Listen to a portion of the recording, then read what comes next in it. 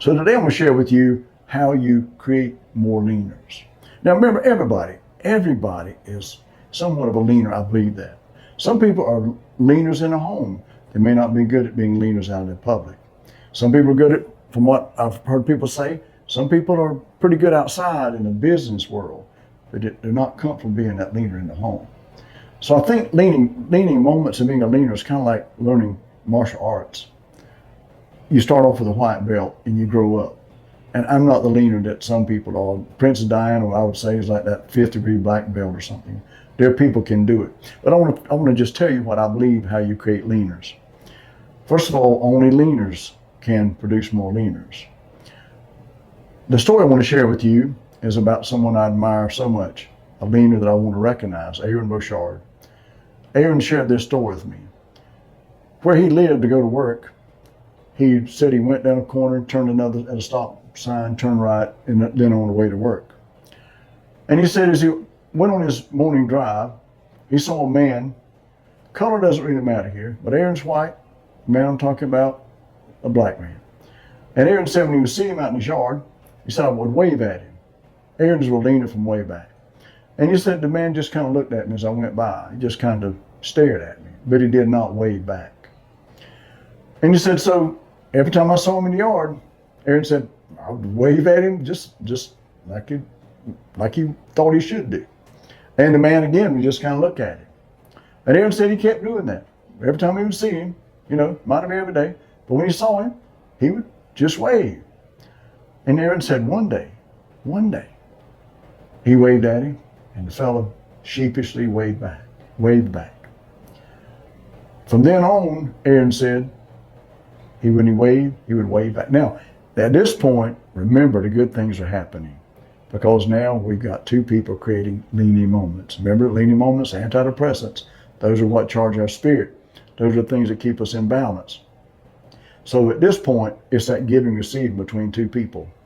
So Aaron said from then on, when he would wave at him, the man would wave back. So this benefited both people. But it went even farther than that. Aaron said he ran into him one day in a grocery store. He had never actually talked to him, only the wave. But waves are connections. Waves are, I said, there's leaning moments. And Aaron said, the man approached him and said, I see you waving at me. We need to get together sometime. And he invited him into his home for them to do some things together. That's a quick story of how leaners produce leaners. Because see, here's what happens. That man who was not comfortable leaning, who knows how many people he's leaning to now, how many people he's waving to, how many leaning moments he's creating.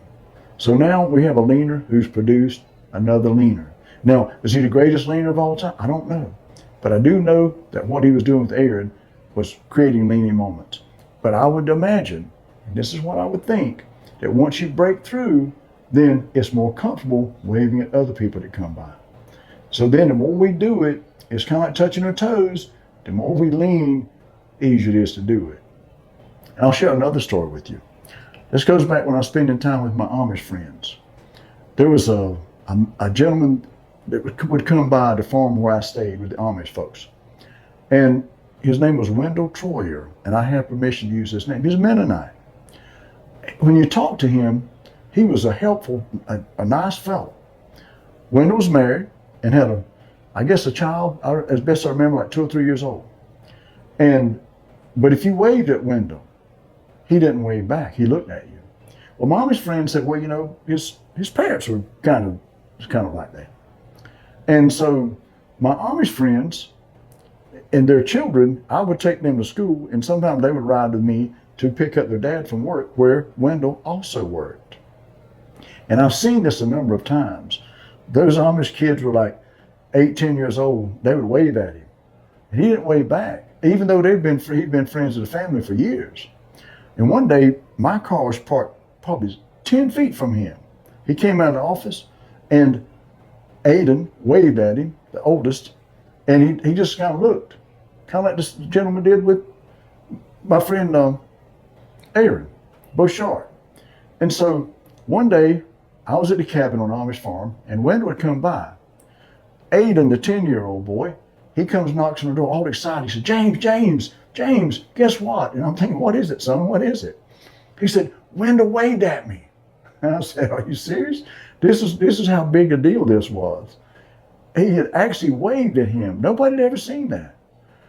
And so his dad was kind of sheepish, smiling about it a little bit later. And he said, yeah, when Wendell left, he waved at us.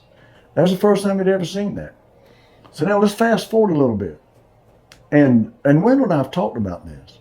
But one day I'd taken the Amish dad, to visit a child in the hospital. We were on their way back and we got into the Amish community. I see this man that's probably, I don't know, a couple hundred feet off the road. And he had a little boy beside of him. And I'm going to tell you, it's one of the most beautiful experiences that I think I've ever seen. It was almost like a wave if you were directing a movie or something. When I looked up, here's this man with his little boy, holding him in his left hand. And the biggest wave I think I've ever seen. You're talking about a leaning moment and a spirit charging. But I asked my Amish friend, I said, who was that? Because we were in the Amish community. He said, James, that was Wendell. I said, Wendell who? He said, Wendell Troy. I said, are you kidding me? Wendell told me that he had a breakthrough. And now he is that leaner. Think about how many leaning moments in a lifetime are missed up to that point.